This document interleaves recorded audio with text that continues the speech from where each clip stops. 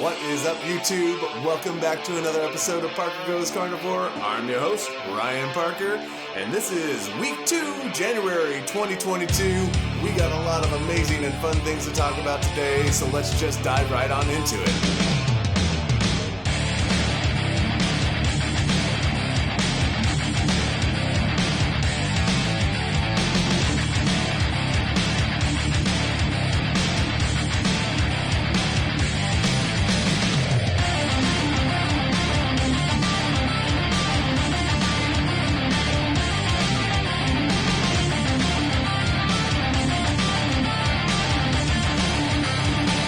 Welcome back, guys. This is episode 3 of Parker Goes Carnivore. Thanks so much for taking the time. I really appreciate you guys checking me out.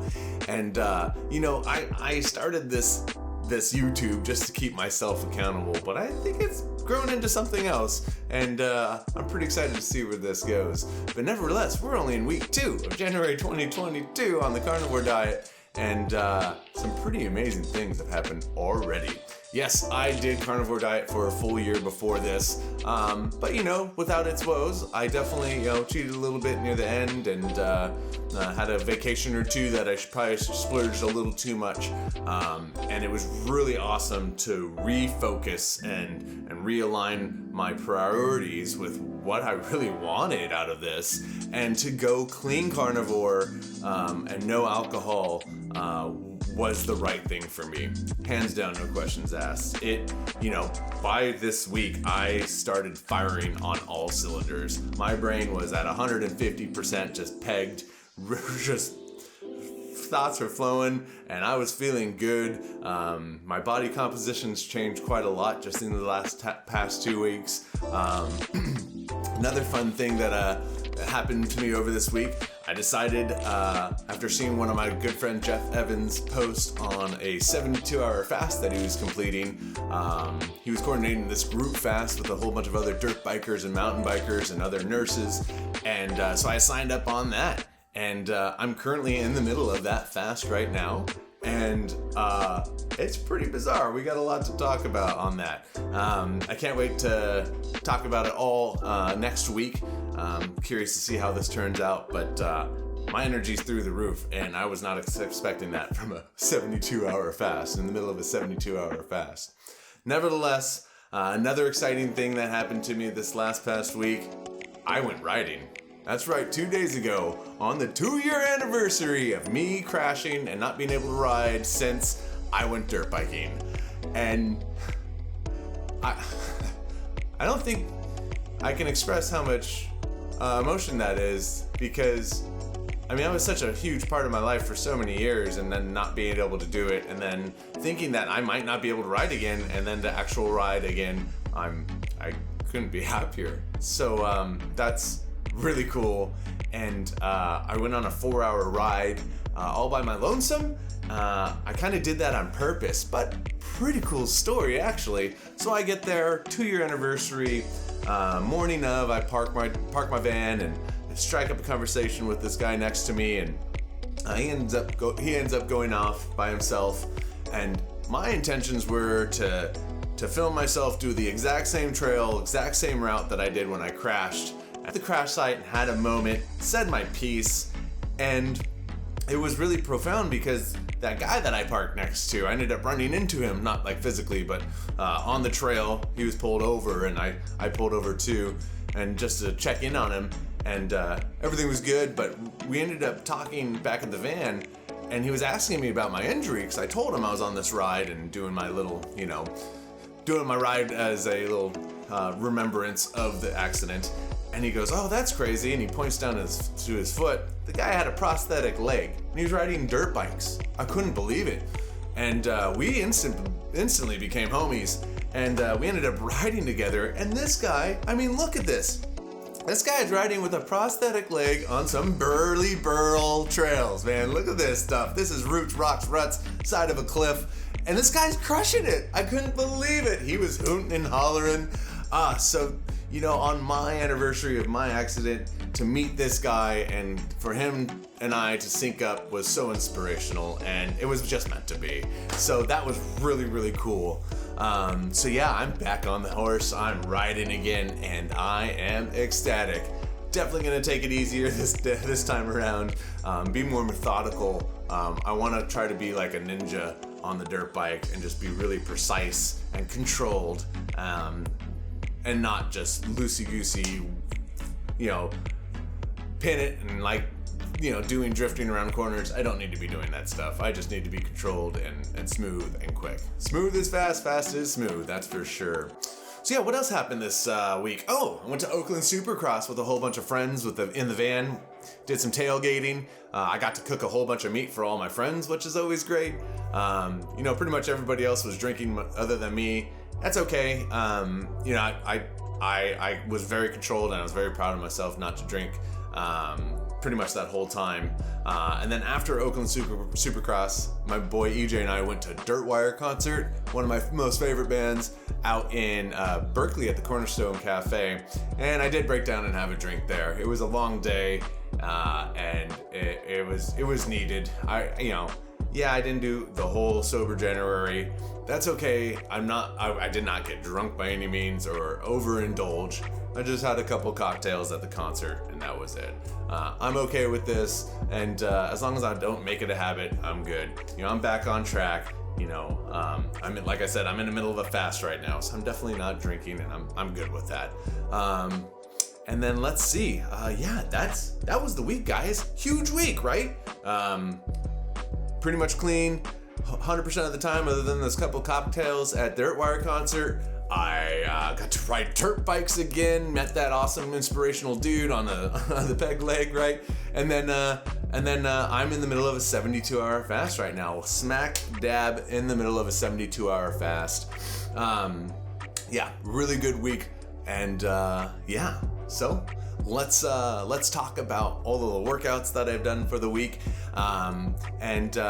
It's pretty consistent. I mainly just did my workout at personal training over at Beast Fitness, Wednesday and Thursday, back-to-back workouts. Here's some footage of that. Roger's super cool for letting me film. I'm pumped on this. He is kicking my butt, and I'm loving every second of it. On Friday, I had a 60-minute yoga flow, which was great. Saturday before Supercross, I had the 30-minute Jess King experience ride. Oh man, Jess King with a live DJ, and they're throwing down, and it's so much energy. If you have a Peloton or the Peloton app and a spin bike, check out Jess King experience. Jess King's the jam, as I've always said, and her little experience rides are just amazing with the live DJ. They crush it. And then Monday, I literally rode 4 hours, about 24 miles of single track on the dirt bike, and then I came home, took a shower, and then went to the gym and did a personal training session. If that doesn't tell you how good I'm feeling, I don't know what will, because double days are not easy, especially on dirt bikes and strength training. I felt great. And then after that, I had my final meal, which we'll talk right about now. But I had my final meal before the fast started. And, I perceive fasts for so many reasons. They're so important for you. It's mental. It's health as far as the physical body. It increases your metabolism. The list goes on and on. I am not a health expert, but doing this fast with these nurses, they know what they're doing, and I felt totally comfortable going into it, especially because I'm fat adapted. There's a few guys on the group fast that aren't doing too well right now, and that's because they eat a lot of carbs and sugar, and they're not used to just burning fat. Because when you're fat adapted and you're already burning fat, then you don't give it anything. You're already just burning fat, and you're continuing to burn fat. So I'm feeling pretty good. Lots of electrolytes. Just black coffee is the only thing I'm drinking right now, other than water and electrolytes and seltzer waters. That's all the workouts. And then as far as the diet goes, been pretty consistent with the butter coffee with collagen in the morning, and then some steak and some eggs for lunch, and then a small meat snack, sausages and hard-boiled eggs, or something similar, all week up until Monday night. And then after Monday night, started my fast, which carries on till now. And then let's see what else. And then as always, my mental health game, doing the same things, right? Doing the Tony Robbins priming, doing the Sean Croxton's quote of the day. I'm reading a couple books right now. I'm listening to, on Audible, Napoleon Hill in his own voice. If you don't know who Napoleon Hill is, he was kind of like one of the OGs of mindset. He's a mindset guru. He wrote Think and Grow Rich. And so it's really cool to hear him. You know, it's definitely old school, but man, it has so much gold in it. And I've been loving listening to that on my walks with my little doggy. All right, now it's the time you've all been waiting for. Time to get on that scale and see how I did for the week.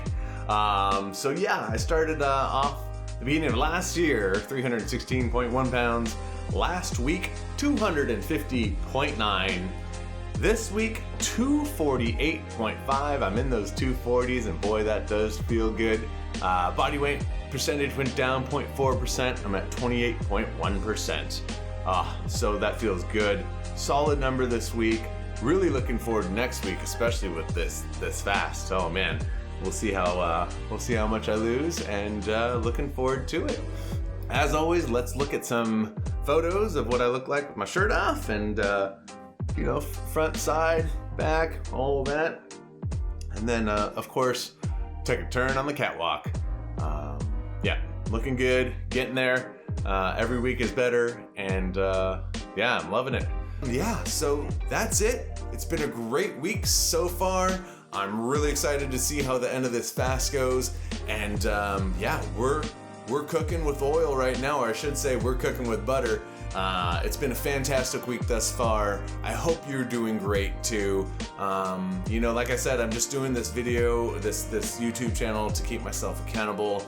And if it helps you keep yourself accountable, awesome. You know, like that button, subscribe, leave a comment, ask me anything you want. I will definitely respond to you.